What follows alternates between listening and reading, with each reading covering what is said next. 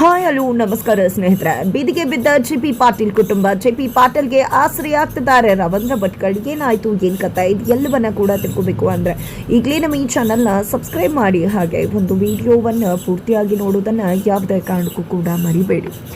ಇಲ್ಲಿ ಭಾರ್ಗವಿ ಇಡೀ ಕುಟುಂಬವನ್ನ ಜಗನ್ನ ಮನೆಯಿಂದ ಓಡಿಸೋದಕ್ಕೆ ಮುಂದಾಗ್ತಿದ್ದಾರೆ. ಈ ಕಡೆ ಅಮ್ಮನನ್ನ ಉಳಿಸ್ಕೋತೀನಿ, ನಾನೇ ನಿನ್ನ ದೊಡ್ಡ ಮಗ ಅಂತಾರಲ್ಲ, ಯಾಕಂದ್ರೆ ನಿನ್ನ ದೊಡ್ಡ ಮಗ ಇಷ್ಟು ದಿನ ನಿನಗೆ ಹೇಗೆ ರೆಸ್ಪೆಕ್ಟ್ ಮಾಡ್ತಿದ್ದ ಅನ್ನೋದು ನಿನಗೂ ಕೂಡ ಗೊತ್ತಿದೆ ಅಲ್ವಾ.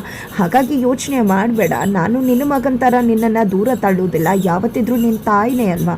ಹಾಗಾಗಿ ನಿನ್ನನ್ನು ನಾನು ಉಳಿಸ್ಕೋತಾ ಇದ್ದೀನಿ. ಜೊತೆಗೆ ಯಾವುದೋ ಒಂದು ಮೂಲೆಯಲ್ಲಿ ಊಟ ತಿನ್ಕೊಂಡು ಬಿದ್ದಿರು, ನನಗೇನು ತೊಂದರೆ ಆಗೋದಿಲ್ಲ ಅಂತ ಹೇಳ್ತಾರೆ.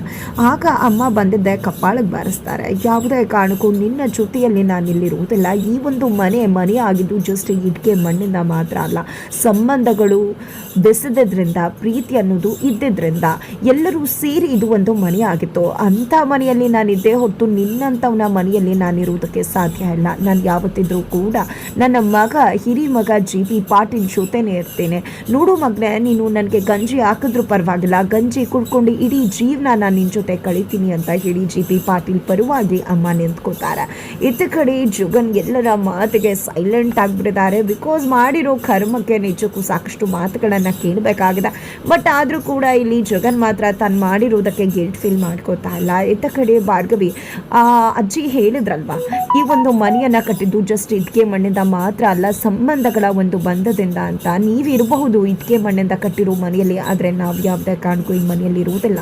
ಒಂದು ವಿಷಯ ತಿಳ್ಕೊಳ್ಳಿ, ನಮ್ಮ ಮಾವನ ಹತ್ರ ನೀವೇನಾದರೂ ಈ ಮನೆ ಬೇಕು ಅಂತ ಹೇಳಿದ್ರೆ ಇಡೀ ಮನೆ ಆಸ್ತಿ ಎಲ್ಲವನ್ನ ಕೂಡ ನಿಮ್ಮ ಹೆಸರಿಗೆ ಬರೆದು ಕೊಡ್ತಾ ಇದ್ರು. ಆದರೆ ನೀವು ನಮಗೆ ಮೋಸ ಮಾಡಿಬಿಟ್ರೆ, ನಂಬಿಕೆ ದ್ರೋಹ ಮಾಡಿಬಿಟ್ರಿ. ಈ ರೀತಿ ಮಾಡೋದಕ್ಕೆ ಹೇಗೆ ಮನ್ಸು ಬಂತು? ಅವ್ರು ನಿಮ್ಮನ್ನ ಎಷ್ಟೆಲ್ಲ ನಂಬ್ಕೊಂಡಿದ್ರು, ಆದರೂ ಕೂಡ ಈ ರೀತಿ ದ್ರೋಹ ಬಗೆದು ಬಿಟ್ರಲ್ಲ ಅಂತ ಹೇಳಿ ಭಾರ್ಗವಿ ಕೇಳ್ತಿದ್ದಾರೆ. ಇಷ್ಟೊಂದು ಹಾರಾಡಬೇಡ ನೀನು ಅಂತ ಕೂಡ ಇಲ್ಲಿ ಜಗನ್ ಹೇಳ್ತಾರೆ. ನಂತರ ನೋಡು ಅರ್ಜುನ್ ಪಾಪ, ನೀನು ಎಮೋಷ್ನಲ್ ಫೂಲ್ ಆಗಿಬಿಟ್ಟೆ. ನಿನ್ನನ್ನು ಅಣ್ಣನ್ನು ನೋಡ್ತಾ ಇದ್ರೆ ಅಯ್ಯೋ ಪಾಪಚ್ಚಿಗಳು ಅಂತ ಅನ್ನಿಸ್ತದೆ. ಇಬ್ರು ಕೂಡ ಹೇಗೆ ಎಮೋಷ್ನಲ್ ಫೂಲ್ ಆಗಿ ನಿಂತ್ಕೊಂಡಿದ್ರ. ನಿನ್ನೆ ಹೆಂಡತಿ ಹೇಳಿದ್ಲು ಪೇಪರ್ನ ಓದಬೇಕಿತ್ತು ಅಂತ, ಆದರೆ ಅವಳನ್ನೇ ತಡೆದ್ಬಿಟ್ಟೆ. ಇಲ್ಲ ಅಂದಿದ್ರೆ ನೀವು ಈ ಪರಿಸ್ಥಿತಿಗೆ ಬರ್ತಿರ್ಲಿಲ್ವಲ್ಲ ಅಂತ ಕೇಕೆ ಹಾಕಿ ನಗ್ತಿದ್ದಾರೆ. ಅದನ್ನು ನೋಡಿದಂಥ ಭಾರ್ಗವಿ ಮತ್ತೆ ಸಿಡಿದೇಳ್ತಾರೆ. ಅವರನ್ನ ಕೇಕೆ ಹಾಕಿ ನಗಬೇಡಿ, ಅವರು ಸಂಬಂಧಕ್ಕೆ ಬೆಲೆ ಕೊಟ್ಟರು, ಆದರೆ ಅದನ್ನು ನೀವು ಮಿಸ್ಯೂಸ್ ಮಾಡಿಕೊಂಡು ಮೋಸ ಮಾಡಿದ್ರಿ ಅಂತ ಹೇಳಿದ್ದೆ. ಭಾರ್ಗವಿ ಮಾತುಗಳನ್ನ ಕೇಳಿದ್ದೆ ನಿಜಕ್ಕೂ ಕೂಡ ಕೆಂಡಾಮಂಡಲ ಆಗ್ಬಿಡ್ತಾರೆ ಜಗನ್. ಈಗ ಸುಮ್ಮನೆ ನಿಮಗೆ ಒಳ್ಳೆ ಮಾತಲ್ಲಿ ಹೇಳಿದ್ರೆ ಹೋಗೋದಿಲ್ಲ ಅನ್ಸುತ್ತೆ, ಸುಮ್ಮನೆ ಹೋಗ್ತಾ ಇರಿ ಒಳ್ಳೆ ಮಾತಲ್ಲಿ, ಇಲ್ಲ ಅಂದರೆ ನಾನು ಕುತ್ತಿಗೆ ಹಿಡಿದು ಹೊರಗಡೆ ದಬ್ಬಿಸ್ಬೇಕಾಗತ್ತೆ ಅಂತ ಹೇಳಿದಾಗ ಭಾರ್ಗವಿ ರೊಚ್ಚಿಗೆ ಹೇಳ್ತಾರೆ. ಆಗ ಜಗನ್ ತನ್ನ ಕಡೆಯವ್ರನ್ನ ಬಿಟ್ಟು ಇಡೀ ಮನೆಯವರನ್ನ ಮನೆಯಿಂದ ಹೊರಗಡೆ ದಬ್ಬಿಸ್ತಾರೆ. ನಂತರ ಇಲ್ಲಿ ಮನೆಯವ್ರು ಎಲ್ಲರೂ ಕೂಡ ಹೋಗಬೇಕಾದ್ರೆ ಭಾರ್ಗವಿ ಮಾವನ ಕೈಯನ್ನು ಇಟ್ಕೋತಾಳೆ, ನಿಲ್ಲಿಸ್ತಾಳೆ. ನಂತರ ಜಗನ್ ಮುಂದೆ ಬಂದು ಚಾಲೆಂಜ್ ಮಾಡ್ತಾಳೆ. ಇವತ್ತು ನಮ್ಮ ಇಡೀ ಫ್ಯಾಮಿಲಿಯನ್ನು ಹೊರಗಡೆ ದಬ್ತಾ ಇದ್ರ, ಅಣ್ಣನಿಗೆ ಮೋಸ ಮಾಡಿದ್ರ, ಖಂಡಿತವಾಗ್ಲೂ ಇದೆಲ್ಲದಕ್ಕೂ ಕೂಡ ಪ್ರತಿಯಾಗಿ ಉತ್ತರನ ಕೊಡ್ತೀನಿ. ಇವತ್ತು ಭಾರ್ಗವಿ ನಿಜಕ್ಕೂ ಕೂಡ ಅವಳ ಮಾವನ ಪರವಾಗಿ ಚಾಲೆಂಜ್ ಹಾಕ್ತಿದ್ದಾಳೆ. ಕೋರ್ಟ್ಗೆ ಹೋಗ್ತೇನೆ, ನಿಮ್ಮನ್ನು ನಿಜ ಮುಖ ಏನು ಅನ್ನೋದನ್ನು ಬಯಲು ಮಾಡ್ತೀನಿ, ಮೋಸ ಮಾಡಿರೋದನ್ನು ಬಯಲು ಮಾಡಿ ಸಾಬೀತುಪಡಿಸಿದೆ, ಮತ್ತೆ ಈ ಒಂದು ಮನೆಗೆ ನಮ್ಮ ಮಾವನ ಕರ್ಕೊಂಡು ಈ ಮನೆಗೆ ಎಂಟ್ರಿ ಕೊಡ್ತೀನಿ. ಖಂಡಿತವಾಗ್ಲೂ ಈ ಒಂದು ಮನೆಯನ್ನು ನೀವು ಕಿತ್ಕೊಳ್ಳೋಕ್ಕಾಗೋದಿಲ್ಲ. ಇದು ಭಾರ್ಗವಿ ಮಾವನ ಪರವಾಗಿ ಮಾಡ್ತಿರೋ ಚಾಲೆಂಜ್ ಅಂತ ಹೇಳಿದ್ದೆ. ಅಲ್ಲಿಂದ ಮಾವ ಎಲ್ಲರನ್ನೂ ಕೂಡ ಕರ್ಕೊಂಡು ಹೊರಟು ಬರ್ತಾಳೆ ಭಾರ್ಗವಿ. ಇದ್ದ ಕಡೆ ಬೃಂದ ತನ್ನ ಅತ್ತೆ ಬಳಿಗೆ ಬ್ಯಾಗ್ ತಗೊಂಡು ಲಗೇಜ್ ಸಮೇತ ಬಂದಿದ್ದಾಳೆ. ಏನಿದು ಬೃಂದ, ಯಾಕೆ, ಏನಾಯಿತು ಅಂದಾಗ, ಅಯ್ಯೋ ಅತ್ತೆ ಏನು ಹೇಳೋದು, ಎಲ್ಲರೂ ಕೂಡ ಹೋಗಿದ್ದಲ್ಲ, ನಾನು ಕೂಡ ಮನೆಯಿಂದ ನಿಮ್ಮ ಮಗನ ಜೊತೆ ಹೊರ ಬೀಳ್ಬೇಕಾಯ್ತು, ನಮ್ಗೆ ಇನ್ನೇನು ಪಾಡು, ನಿಜಕ್ಕೂ ನೀವೇ ಗತಿ ಅಂತ ಬಂದಿದ್ದೇನೆ. ನೀವತ್ತು ನನಗೆ ಮನೆ ಕೊಡ್ತೀನಿ ಅಂತ ಹೇಳಿದ್ರಲ್ವಾ, ದಯವಿಟ್ಟು ಆ ಮನೆ ಕೊಟ್ಟರೆ ನಮಗೀಗ ಯೂಸ್ ಆಗತ್ತಾ ಅಂತ ಹೇಳಿದಾಗ, ಏನು ಮಾತಾಡ್ತಿದ್ಯಾ ಅಂತದ್ದು ಏನಾಯಿತು ಅಂದಾಗ, ಜಗನ್ ಮಾವ ನಂಗೆ ಮೋಸ ಮಾಡಿಬಿಟ್ರು, ನನ್ನ ಹೆಸರಿಗೆ ಮನೆ ಕೊಡ್ತೀನಿ ಅಂತ ಹೇಳಿ ಸೈನ್ ಹಾಕಿಸ್ಕೊಂಡ್ರು.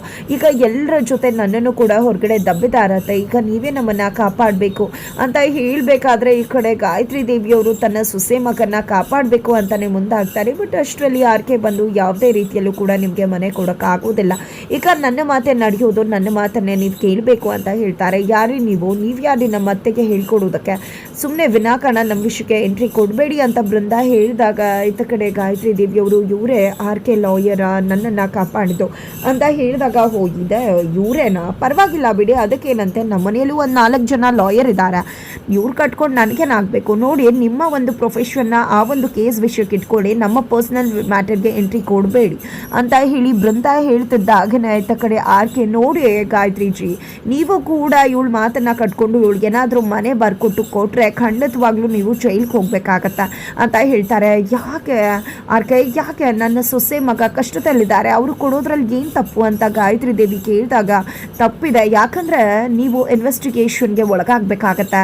ಈ ರೀತಿ ಮನೆ ಬೇನಾಮಿ ಆಸ್ತಿ ಎಲ್ಲ ಕೂಡ ಆಚೆ ಬರುತ್ತೆ, ಆಗ ನೀವು ಸಾಬೀತಾಗ್ತೀರಾ. ಇನ್ನೇನೋ ನಾವು ಗೆಲುವಿನ ಹಂತದಲ್ಲಿದ್ದೀವಿ, ಆಮೇಲೆ ಗೆಲ್ಲೋದಿಲ್ಲ, ಜೈಲಿಗೆ ಸೇರ್ಬೇಕಾಗತ್ತೆ, ತೊಗೊಂಡವರು ಜೈಲಿಗೆ ಹೋಗಬೇಕಾಗತ್ತೆ, ರೆಡಿ ಆಗ್ತೀರಾ ಇಬ್ಬರು ಕೂಡ ಜೈಲಿಗೆ ಹೋಗೋದಕ್ಕೆ ಅಂತ ಆರ್ಕೆ ಹೇಳಿದಾಗ, ಹಾಗಿದ್ರೆ ಅತ್ತೆ ನೀವು ನನ್ನನ್ನು ಕಾಪಾಡೋದಿಲ್ವಾ ಅಂತ ಬೃಂದ ಕೇಳ್ತಿದ್ದಾಳೆ.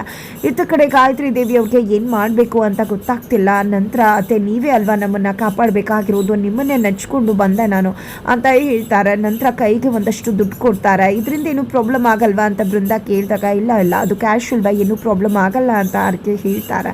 ನಂತರ ಹೇಗೆ ಹೆಲ್ಪ್ ಮಾಡೋದು ಅಂತ ಹೇಳಿ ಗಾಯತ್ರಿ ದೇವಿ ಕೇಳಿದಾಗ, ಏನಿಲ್ಲ ಕೇಸ್ ಗೆಲ್ಲೋವರೆಗೂ ಸುಮ್ಮನೆ ಇರಬೇಕಷ್ಟೇ ಅಂತ ಆರ್ಕೆ ಹೇಳಿದ್ದೆ ತಡ ಗಾಯತ್ರಿ ದೇವಿಯವರು ಒಂದಷ್ಟು ದುಡ್ಡನ್ನು ಕೊಟ್ಟು, ಈಗ ನೀನು JP ಎಲ್ಲಿರ್ತಾನೋ ನೀನು ಹೋಗಿ ಅಲ್ಲೇ ಇರೋ, ಭಾರ್ಗವಿ ಏನು ಮಾಡ್ತಾಳೆ ಎಂತ ಮಾಡ್ತಾಳೆ ಎಲ್ಲ ಕೂಡ ನನಗೆ ಹೇಳಿದ್ರೆ ಖಂಡಿತ ನಾವು ಬೇಗ ಕೇಸ್ ಗೆಲ್ತೀವಿ. ತದನಂತರ ನಾವು ಎಲ್ಲ ಕೇಸ್ ಗೆದ್ದ ಮೇಲೆ ನಿನ್ಗೆ ಏನೇನು ಕೊಡಬೇಕು ಎಲ್ಲವನ್ನ ಕೂಡ ನಾನು ಕೊಟ್ಬಿಡ್ತೀನಿ, ನನ್ನ ಮಗ ಸೊಸೆ ಕೊಡದೇ ಇರ್ತೀನಿ ನಾನು ಅಂತ ಗಾಯತ್ರಿ ದೇವಿ ಹೇಳ್ತಾರೆ. ಸರಿ ಆಯಿತು ಅತ್ತೆ ಅಂತ ಹೇಳಿ ಬೃಂದ ಲಗೇಜ್ ಸಮೇತ ಅತ್ತೆ ಮಾತನ್ನು ಕಟ್ಕೊಂಡು ಅಲ್ಲಿಂದ ಹೋಗ್ತಾರೆ. ಇತ್ತ ಕಡೆ JP ಪಾಟೀಲ್ ಅವರು ಬೀದಿಗೆ ಬಿದ್ದಿದ್ದಾರೆ, ನೀರು ಕುಡಿಬೇಕು ಅಂತ ಅನ್ನಿಸ್ತದೆ.